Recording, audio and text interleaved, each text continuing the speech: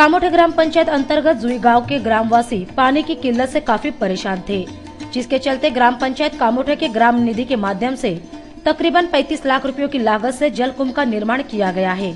इस जल आपूर्ति योजना का उद्घाटन जिला परिषद की अध्यक्षा कविता गायकवाड़ एवं सरपंच हेमलता गोवारी के हाथों इतवार को किया गया।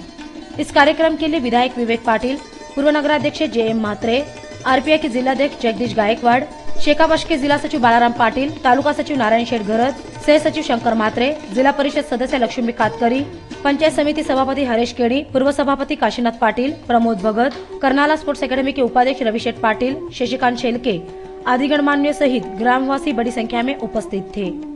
इस अवसर पर इस जल कुंभ के बारे में बालाराम पाटिल ने अपनी प्रतिक्रिया जाहीर करते हुए कांग्रेस की कुटिल नीति पर प्रहार किया।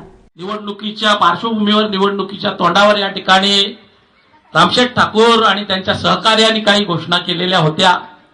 निवडून आल्यानंतर जुई कामोठे ग्रामपंचायत ताब्यात मिळाल्यानंतर 6 महिन्यामध्ये ही टाकी आणि पाण्याची पाईपलाईन पूर्ण करून जुई गावाला पाणी दिलं जाणार होतं। गावात अनेक सोयी सुविधा केल्या जाणार होत्या। ग्रामपंचायत आपल्यामध्ये घरच्या घरी भांड्याला भांडा लागल्यामुळं काँग्रेसवाल्यांना संधी मिळाली, पण काँग्रेसवाल्यांनी या ठिकाणी जुईमध्ये माझ्या माहितीप्रमाणे एकही रुपयाचं काम केलेलं आपल्या कुणालाही दिसणार नाही।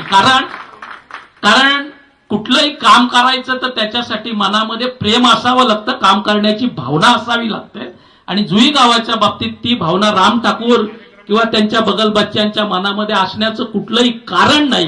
कारण जुई गावाच्या जरी ग्रामपंचायतीच्या निवडणुकीला आपल्यामध्ये दुही झाल्यामुळे ग्रामपंचायतीच्या सदस्य या ठिकाणी राम ठाकूरांच्या बरोबर थोड्या कालावधीसाठी गेले, पण विधानसभे मात्र जुई गावानं पुन्हा शेतकरी कामगार पक्षाची आपली बांधिलकी जपत या ठिकाणी शेतकरी कामगार पक्षाची ठाम पाठीराखण केलेली होती आणि त्याच्यातून ज्यांच्या मनामध्ये जनतेची कामं करण्याची मानसिकता नाहीये, भावना नाहीये, त्यांच्याकडून कामाची अपेक्षा करणं देखील चुकीचं आहे। आपण पाण्यावर काठी मारलेली होती, पण ते काठी मारल्यानंतर पाणी पुन्हा एकसंध झालं।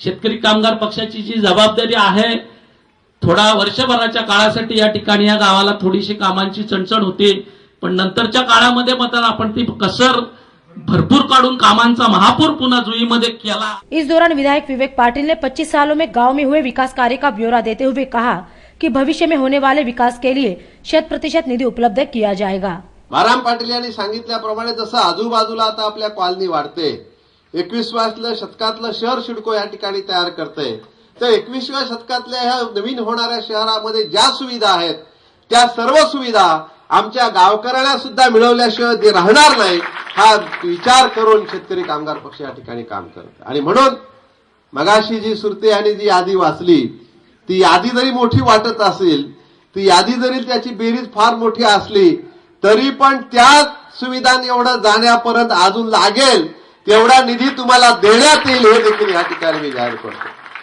अपने भाषण में विधायक विवेक पाटिल ने 2014 में होने वाले विधानसभा चुनाव में बालाराम पाटिल ही 100% विधायक के रूप में जीत कर आएंगे, ऐसा विश्वास जाहिर किया।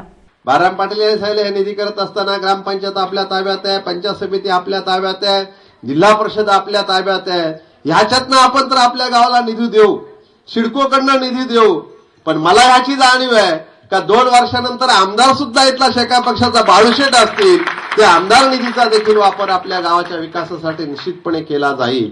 आणि त्या दृष्टिकोनातनं आज आपण हे सारं काम करत असताना हे काम करणं शेतकरी कामगार पक्षाची जबाबदारी असं आम्ही मानतो। आम्ही निवडणुकीला मतं पाहिजे म्हणून थापा मारण्याचं काम शेतकरी कामगार पक्षाने कधीच केलं नाही। 1970 सालापासून शेतकरी कामगार पक्ष आपल्या या विभागामध्ये काम करतोय। या ठिकाणची आपली जी जुनी पंच मंडळी आहेत, वयस्क मंडळी आहेत, त्यांना माहिती आहे का 70 साली शासनानं जेव्हा सिडकोसाठी जागा संपादित करण्याचा निर्णय घेतला आपल्या 95 गावातला, त्यावेळेस आपली 95 गावं सुद्धा उठवणार होते।